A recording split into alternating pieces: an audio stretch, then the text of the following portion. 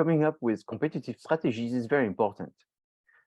Strategies are different than tactics in the sense that the strategies are the broader directions versus tactics are the narrower directions which fit inside the concept of strategies. So strategies is the big idea, tactics is a smaller idea, and the objective is even bigger than the strategy because you have those broad objectives that are fulfilled by your strategies, and the strategies are fulfilled by your tactics. The idea in business is that you're trying to satisfy a need, but to satisfy this need, you have to first create a product that will satisfy the needs, and then you have to think about the delivery, the methods in order to get it to the customers. So think about the needs, create the product that satisfies the needs, deliver the product to the consumers, and eventually the consumers get satisfied and they keep coming back buying product. The generic marketing strategies, also called the end-soft strategies, are market penetration, which is to sell the same product to the same people. Product development is to sell a new product to the same group of people. Market development is selling the same product to a new group of people, and diversification is selling a very significantly different type of product, not even in the same product category, to a new market.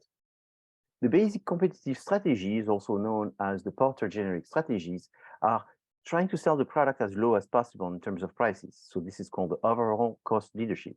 The focus strategy is selling to a specific target. It's also called a niche strategy. Differentiation is selling a product that is significantly different. So eventually you will end up selling it to a specific group of people as well, but the purpose is not the group of people you're focusing on, because that's focused. It's the type of product that you're selling that needs to be very different. And then the middle of the road is selling a product that is not for a specific group of people, and the product is not that different. Then you have the value discipline type of strategy. First one is operational excellence. Is your company will be very famous for how it executes and implements and satisfies the customers. So it's the process. Customer intimacy is how much do you know your customers and how much your customers know you. There is some very intense relationship. Product leadership is you always want to have the #1 product in terms of innovation and technology, how it's perceived. It's the leader in terms of innovation.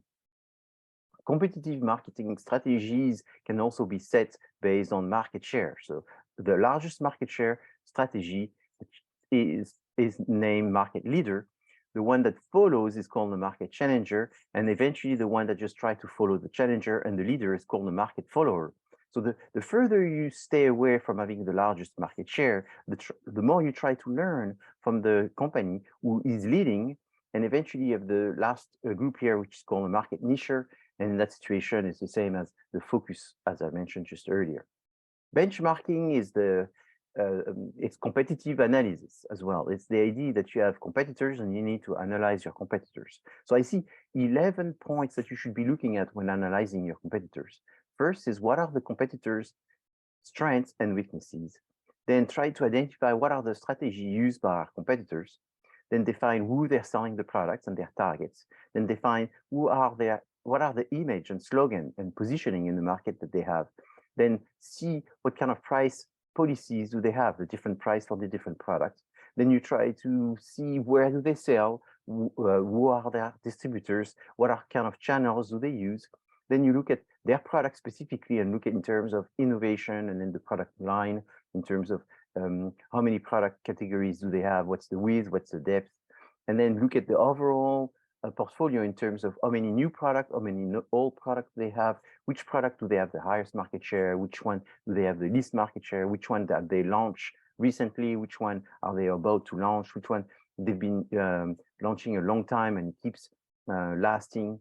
And then you also look at their communication. Is where do they advertise, where do they communicate, what social media, how often do they post, and then you see if they have any kind of trade leverage, meaning any strengths in the market in order to sell the product by negotiating better with the suppliers or working with intermediaries or any logistics advantages they may have.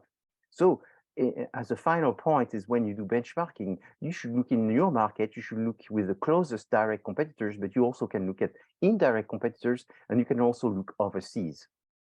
As a summary, I want to talk about the difference between the strategies and the tactics. And when we talk about strategies, there are two types of strategies. There are the corporate strategies, it's overall strategies for the company.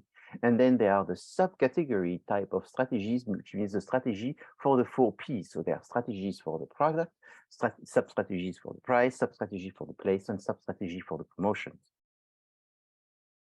The idea, again, using my analogy of the Russian little doll, is because they're embedded, you always have to think about the big picture and the small picture.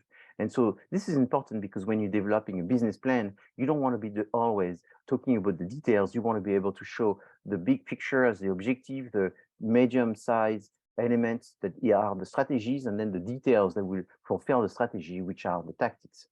Here's the same type of design as before, but in a different way, in order to show that at the very, very top, you have the corporate strategies, and the most basic corporate strategies are those 4 ends of type of strategies. And then you have the lower level strategies that are the product mix level strategies. And then you have to implement the strategies through what's called the tactics.